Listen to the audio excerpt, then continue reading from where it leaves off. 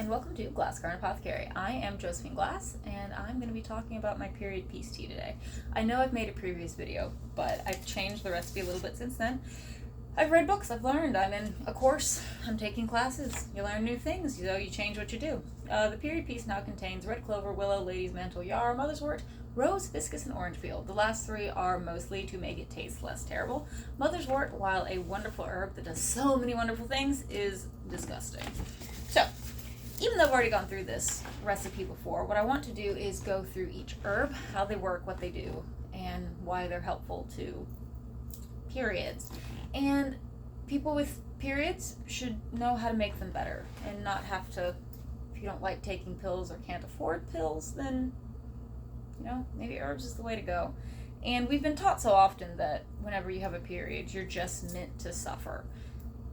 Whether you're taught that that's just part of being a woman, if there's some religious aspect to suffering because you're a woman, it doesn't have to be that way. And I think everyone needs to know how to do this. So even though I do have a shop where I do sell this particular blend, I think that you should be able to make it yourself because everyone should have this knowledge. This used to be common knowledge. This used to be knowledge that was part of culture. And now it's not because of lots of historical things, but I'm going to be talking about the different herbs. Today we're going to be talking about red clover. But we're also going to talk a little bit about what a period is and how a period works. I think sex ed in this country is woeful. I know at least 3 girls who got pregnant because they just didn't know how it worked. So we're going to talk a little bit about how it works. And believe it or not, it used to be prosecutable to teach women when not to have sex to not get pregnant. I understand that birth control took a long time to be legalized and people to be okay with that. Some people still aren't okay with it, and that's fine. But for doctors to be fined and punished for saying, hey, don't have sex during these days after your period and you're less likely to get pregnant, that used to be something that you weren't allowed to educate women on. I'm talking like the 1800s, but still, that's just ridiculous. You should know how your own body works. So, my little notebook. Now, we're going to talk about how the menstrual cycle works. And if that makes you uncomfortable, get over it. It's a natural part of life for anyone who has a uterus. And it's the only way that there are more humans in the world. So, well, yes, it is gross. I'll give you that. It's not something to be ashamed of, and it's not something to be unhappy with. Well, it can make you unhappy, but it shouldn't make you uncomfortable. It's natural. So, deal with it and get over it. Now, alright, during your periods, your uterus sheds the lining that it built up in preparation for a possible pregnancy. So, your uterus has been decorating the nursery. And when you don't get pregnant, it throws it all out. The pituitary gland and the ovaries release hormones which cause the rhythm of your cycle. So, you make the nursery, you get angry, you throw everything in the nursery out, you get all the stuff for the nursery again, you make the nursery, it's the whole thing. So, menses, when you're actually bleeding, can last 1 to 7 days. The follicular phase, or menses is days 1 through 7, depending on you. I have 7-day periods because I'm just lucky. But days around 1 through 7 is whenever you're actually bleeding. The follicular period is usually days 6 through 14, and this is when the estrogen in your body rises, causing the lining of your uterus to grow. So, when you're bleeding, you're throwing out everything you packed the nursery with. The follicular phase is when you are decorating the nursery again because, your uterus just has so much hope that it's going to have a baby. The ovulation phase is when luteinizing hormones cause your ovaries to release an egg. So, after you've built the nursery, an egg gets released. And the luteal phase, ovulation is days 14 through 18. So, somewhere in those days, an egg gets released. That egg can be fertilized if you have sex, and then you can have a baby. The luteal phase is days 13 through 28. After the egg is released, it tracks down the fallopian tubes. There's a better way to say that. To the uterus. The hormone progesterone levels rise, and if your egg is fertilized, if you have sex with a man, you get pregnant, and if not, the estrogen and progesterone drop, and you go back to the top, which is bleeding. And I found it very funny here, because whenever estrogen and progesterone drop, your testosterone rises. to make, like, we're when around the time you're having your period. So that's PMS. That's why we're so angry. And I'll give it to you. PMSing, sometimes we're angry. But you know what's fun is that our testosterone levels are higher. So at that point, we are hormonally and chemically closer to men. So if anyone ever told you that a woman shouldn't be president because that time of month it'll be nuclear war, it's that time of month for men always. Anyways, that's just me. Anyway, so that's how that cycle goes. You go through that cycle. So if you have sex in days 13 to 28, around, or 14 through 20, oh yeah, it's the same. So ovulation's pretty short. And then, so ovulation, the luteal phase are kind of at the same time. But if you have sex while you are fertile, which is usually, let's say, 14 days or 7 days, a week after your period. So you have your period and you have a week of getting ready for ovulation, and then you have ovulation. So around that time, if you don't have sex that week, you're less likely to get pregnant. But let me emphasize, less likely to get pregnant. Also, if you are on birth control, you can still get pregnant. Hello, I have a son for that reason. If you are on birth control, you can't get pregnant. I know. Also 2 women, which that's a lot statistically, who got pregnant on birth control. So I've also knew some guys, adult, college-educated guys, that did not know that if you were a woman on birth control could still get pregnant. It's not 100%. So keep that in mind. If you don't have sex during these days, you're less likely to get pregnant. So track your system, have birth control, have condoms, and you're less and less and less likely to get pregnant if you don't want to. If you are trying to get pregnant, ovulation and the luteal phase are exactly where you want to be. And as I flip real quick, the clevelandclinic.org is where I researched the period cycle information. So you can look it up there for yourself. clevelandclinic.org. All right, so let's get into red clover, the first ingredient in my period piece. All right, so I don't have any of it fresh, but we all know what it looks like. It's that pretty pink and red clover that grows on the sides of roads and in your yard, and bees love it. I love it. I'm going to try to grow some of it when spring comes. We're going to see. I'm very excited to grow a lot of things when spring comes. All right, so about the plant, it is of the Fabaceae family, the pea family, believe it or not. It isn't super clovery like. It's got the pink red flowers.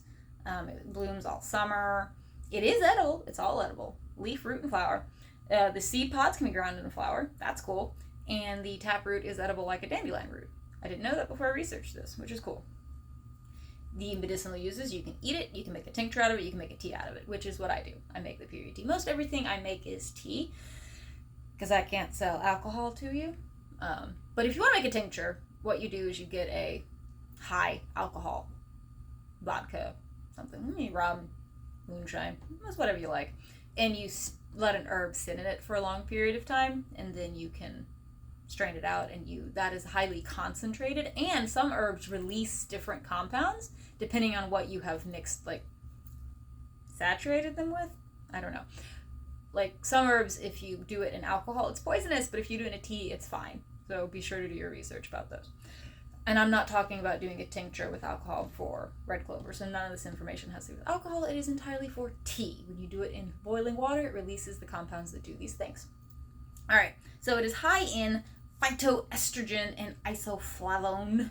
It is an alternative to hormone replacement in women. So in this thing where you're having your period and your progesterone and your estrogen drop and your testosterone rises, so you get angry like people that are full of testosterone, you take red clover and it helps balance your hormones. It makes your PMS less. It makes me less angry, and that's always important. All right, it helps with menopause and periods. It helps for bone loss and osteoporosis, which is great because whenever we come out of our the middle phase of life of having children, you go into the next stage of life, croning, as some people call it, where you are going through menopause and you can have bone loss, which makes you more frail, and nobody wants to be frail. You want to be a strong, badass old woman. So, red clover. It's great for preventing bone loss. It has blood thinning properties and gives good cholesterol. Blood thinning is good for periods because you are getting rid of that nursery that your uterus made. And to make it thinner, makes it easier for you just to get rid of it. It can also help with chronic skin irritations, taken internally and externally as a poultice, which is true. I always break out on my periods, and red clover does help some with which testosterone is something that causes breakout. Testosterone causes acne. I've always struggled with acne because I've always been athletic, which muscle mass can lead to more testosterone in the body, which leads to acne, particularly in women, which is why guys have really bad acne in puberty, but it usually goes away. We have this cycle of up and down because of our periods, where we tend to get acne more often. So for me, testosterone was a big issue for acne because I was athletic and I had more testosterone production. Anyways, all right. So warning, it is not good for endometriosis. Very important. For uterine cancer or any other estrogen sensitive conditions. It's blood thinning and not good for surgery or childbirth. So if you're going to be doing this, something that's going to be involving a lot of bleeding, don't consume this herb, and stop consuming this herb a while back, because that's how herbs work. They build up in your system. It's not like you take it like a Midol. It's like you take it immediately works. Unfortunately, herbs take longer, but they're usually better for your body than pharmaceuticals. Pharmaceuticals are fast, which is why I do love ibuprofen when I hurt, because I am over 30 and suddenly it just hits you sometimes. But I do enjoy a consistent intake of an herb which balances your body, particularly for hormone balancing, which this stuff's great for. You don't have to drink this tea every day to have a decent period. I usually drink it as I'm coming up to my period and during my period, and then I don't drink it. So like 2 weeks. You drink it in the morning, afternoon, night, whenever you fancy. It doesn't have caffeine in it. It shouldn't affect sleep. And hopefully it tastes good, because I have the hibiscus in it and the rose petals and the orange. Or you can put clove or cinnamon, as I've said before. And my sources for the herbs is The Lost Book of Herbal Remedies. So Google that up. It's a pretty good book. Has a lot of I don't want to say folk remedies. It's not folksy, but the research was done with clinical and folk remedies considered, which I do appreciate, because a lot of folk remedies are just as valuable as clinical ones. All right, to review, we have talked about how your period works. Let's start with ovulation. No, let's start to what was it called? The follicular phase. We're going to start there. Your body builds the nursery. Ovulation, you get half a baby, an egg released. And the luteal phase, where after that gets released, where it gets released and it gets down to where it's supposed to be. And then you can be fertilized if you have sex with a man and you are unprotected, or we've talked about this, all the ways you can, and get pregnant or prevent pregnancy. Be careful with that. You can get pregnant on birth control. It's an important thing to know. And then you have your drop in estrogen and progesterone if you do not get pregnant, which causes PMS, and you back to throw the nursery out. So build the nursery, have the nursery, wait for a baby in the nursery, no baby in the nursery, throw the nursery out. And we go through this every single month.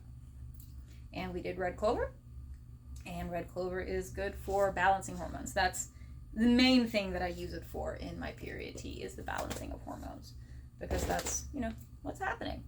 So thank you for watching. I am Josephine Glass with Glass Garden Apothecary, and that is my period piece tea phase 1, where we talked about red clover.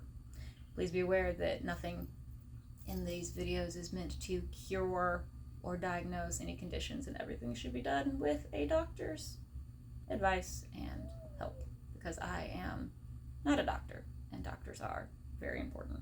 So check out my shop, and also get some red clover and see how you like it. I know people that do it by itself with no other things added. It's got a nice earthy Swedish taste. Anyways, thank you so much for watching, and hopefully I'm going to be more consistent and do these videos more often. So Glass Garden Apothecary. Thank you.